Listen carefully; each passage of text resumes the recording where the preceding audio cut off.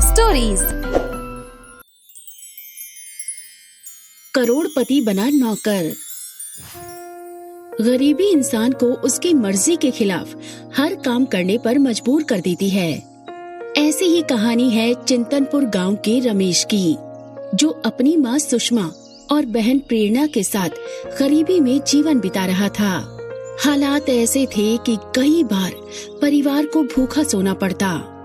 हर रोज की तरह उस दिन भी सुषमा दुकान से उधार सामान मांगने गई, लेकिन दुकानदार ने पिछला उधार चुकाने को कहा।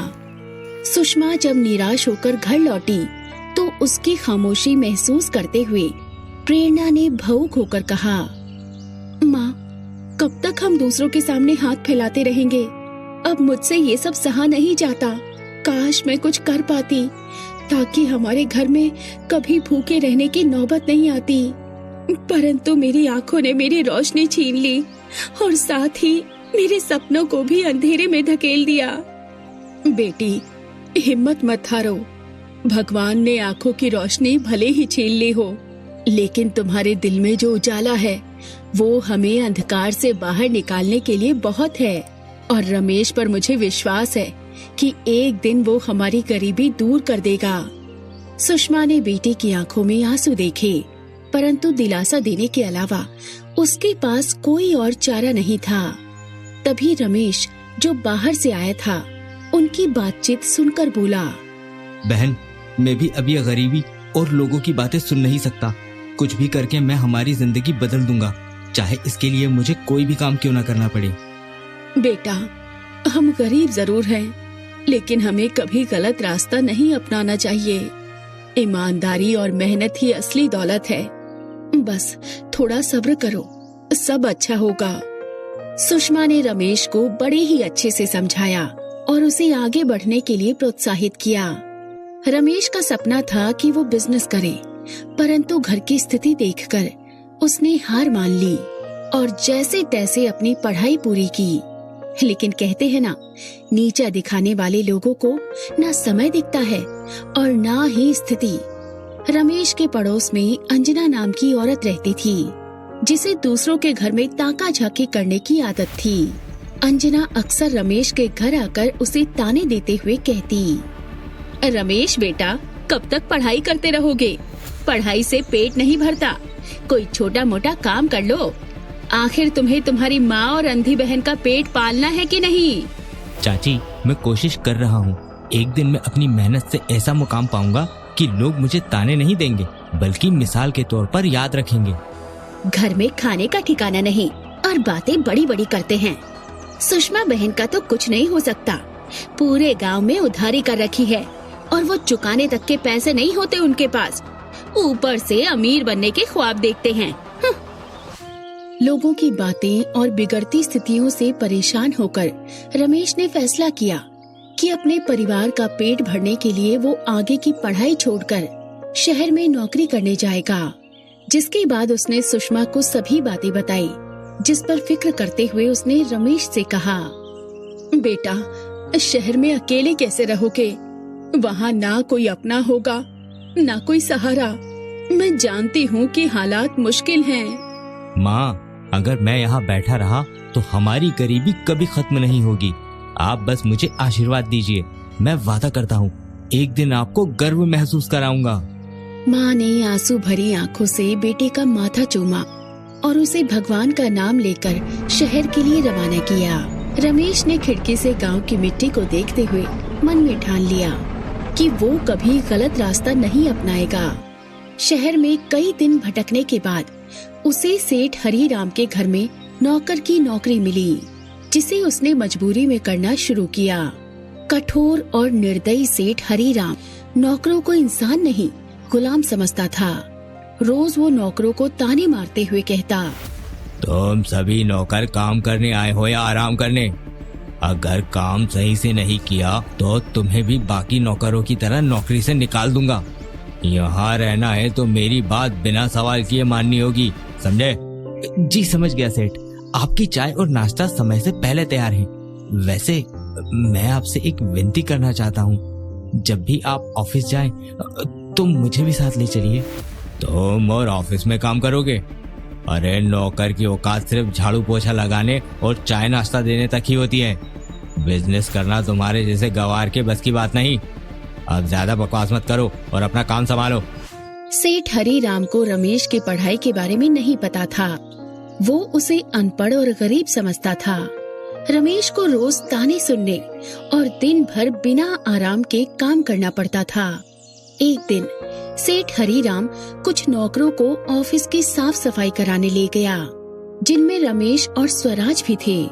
ऑफिस पहुंचते ही सेठ हरीराम ने काम समझाते हुए कहा, तुम सब यहाँ सिर्फ फाइलें उठाने और सफाई करने आए हो। किसी और काम में दिमाग लगाने की जरूरत नहीं है, समझे?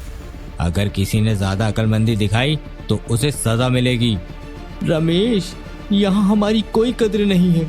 दिन रात मेहनत करते हैं, फिर भी सेठ जी की डांट सुननी पड़ती है। क्या फायदा ऐसे काम का?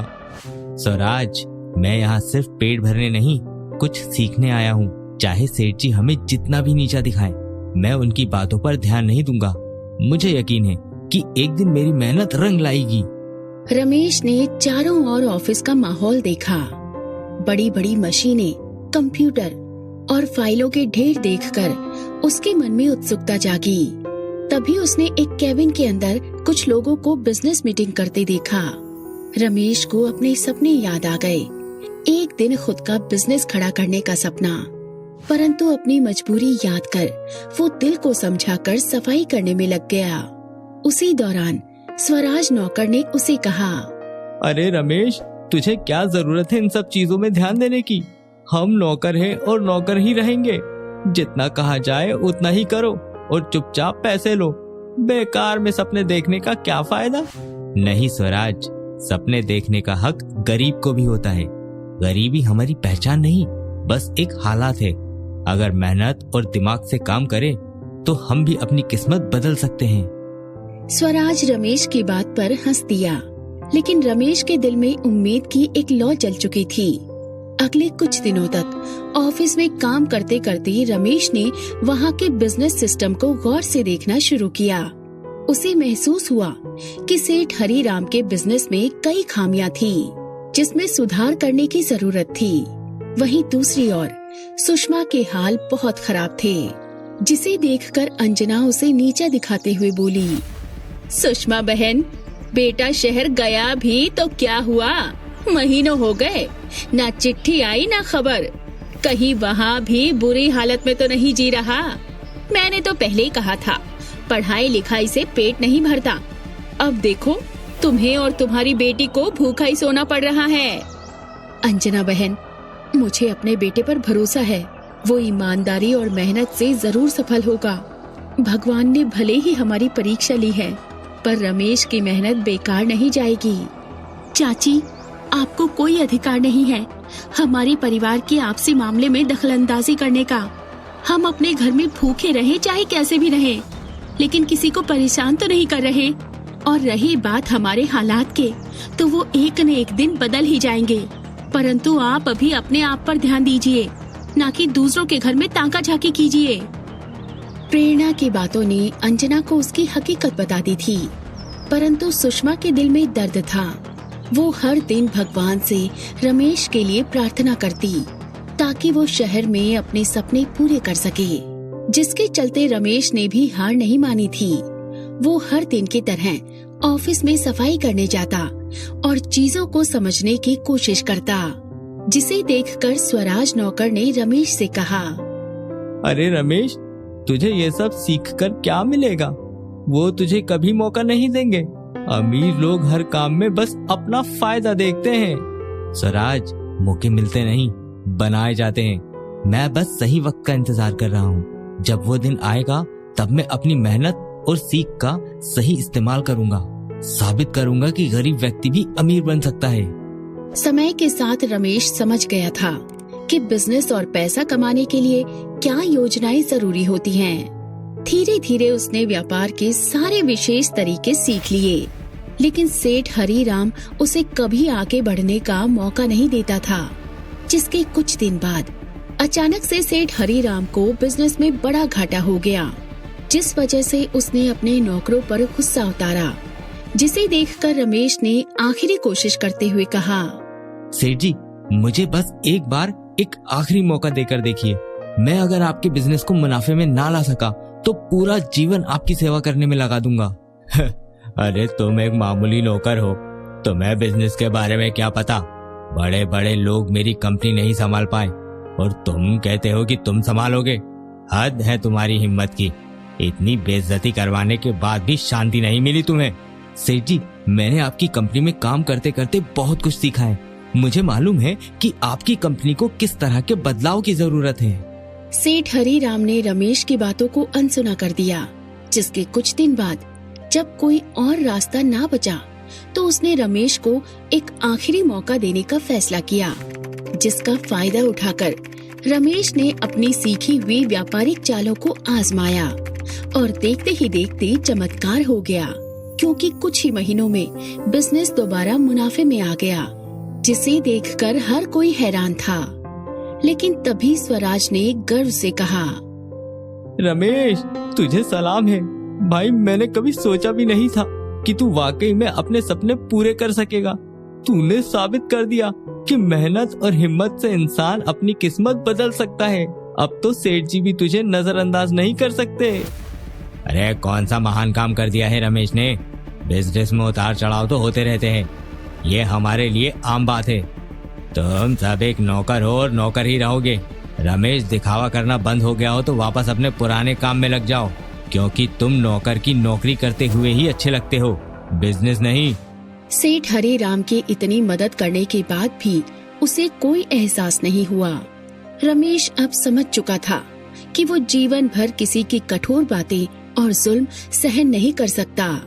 उसने चुपचाप अधिक मेहनत करके पैसे जमा किए और आखिरकार शहर में एक छोटी सी कपड़ों की दुकान खोल ली। दुकान खोलने में स्वराज ने भी उसकी मदद की और मुस्कुराते हुए कहा, रमेश, मैंने कभी नहीं सोचा था कि एक दिन तू खुद का बिजनेस शुरू करेगा। मैं जानता हूँ कि शुरुआत छोटी है, लेकिन तेरी मेहनत इसे जरूर बड़ा बनाएगी। वैसे भी सेठ जी को तो तेरी काबिलियत से जलन ही हो रही थी। स्वराज, तुम्हारा बहुत धन्यवाद। मुझे नहीं पता वो क्या सोचते हैं, परंतु सेठ जी का अहंकार उन्हें पूरी तरह से बर्बाद कर सकता है। हमें सभी बातों को भूलकर अपने काम पर ध्यान देना चाहिए। रमेश ने अपने व्यापार की शुरुआत धीरे धीरे की, लेकिन उसने हमेशा वही व्यापारिक तरीके अपनाए जो उसने सेठ हरीराम से सीखे थे। कुछ ही महीनों में उसकी ईमानदारी और समझदारी ने उसके काम को तेजी से बढ़ा दिया। सही फैसला और कड़ी मेहनत के दम पर उसने कुछ ही वर्षों में अपना व्यापार इतना बड़ा बना लिया कि वो करोड़पति बन गया। जब वो गांव लौटा तो उसे देखकर अंजना ने कहा, बेटा रमेश, मैंने तो कभी सोचा भी नहीं था कि तू इतनी ऊंचाई पर पहुंच जाएगा। मुझे माफ कर दो सुषमा बहन, तुम भी। मैंने तुम सभी को बहुत ताने मारे, हमेशा तुम्हारा मजाक बनाया। कोई बात नहीं चाची, आपके तानों ने ही मुझे आगे बढ़ने की प्रेरणा दी। अगर आप उस दिन मुझे ताना नहीं देती तो शायद आज मैं यहाँ तक नहीं पहुँच पाता। कोई बात नहीं अंजना बहन, वक्त सबको सीख देता है। मैं बस यही चाहती हूँ कि कोई भी गरीब को उसकी गरीबी के कारण नीचा ना दिखाए। हर इंसान के सपनों की अहमियत होती है। रमेश की कहानी गांव के लिए मिसाल बन गई। उसने साबित कर दिया कि गरीबी इंसान को झुका सकती है, लेकिन मेहनत उसे फिर से उठाती है। सेठ हरीराम को रमेश से जलन होने लगी थी। उसने रमेश को नीचा दिखाने की कोशिश की, लेकिन वक्त बदल चुका था। रमेश सफल बिजनेसमैन बन गया, जबकि घमंड और गलतियों के कारण सेठ हरीराम कर्ज में डूबकर कंगाल हो गया। तब जाकर उसे अपनी गलती का एहसास हुआ। रमेश, मैंने तुम्हें हमेशा गलत समझा, पर आज तुमने अपनी मेहनत और हुनर से साबित कर दिया कि इंसान की औकात उसकी गरीबी से नहीं बल्कि उसके काम से तय होती है। जलन और जोश ने मुझे सिर्फ बर्बाद किया। सेठ जी, जीवन हमें हमेशा मौका देता है गलतियों से सीखने का और खुद को बदलने का, पर अभी भी देर नहीं हुई है। इंसान चाहे जब भी अपनी सोच बदले तो उसका जीवन बदल सकता है। अगर आप चाहें तो मैं आपका दोबारा बिजनेस शुरू करने में मदद करना चाहता हूँ, क्योंकि अगर आप काम ना देते तो मैं कुछ नहीं सीख पाता। रमेश ने सेठ हरीराम को दोबारा बिजनेस शुरू करने में मदद की और अपनी बहन प्रेरणा की आंखों का इलाज करवाया। रोशनी लौटने के बाद उसने पढ़ाई जारी रखी और अपनी मेहनत से सफल जीवन बनाया। रमेश ने अपनी गरीबी के दिन कभी नहीं भुलाए, इसलिए उसने गांव में स्कूल और अस्पताल बनवाए ताकि कोई बच्चा मजबूरी में पढ़ाई न छोड़े।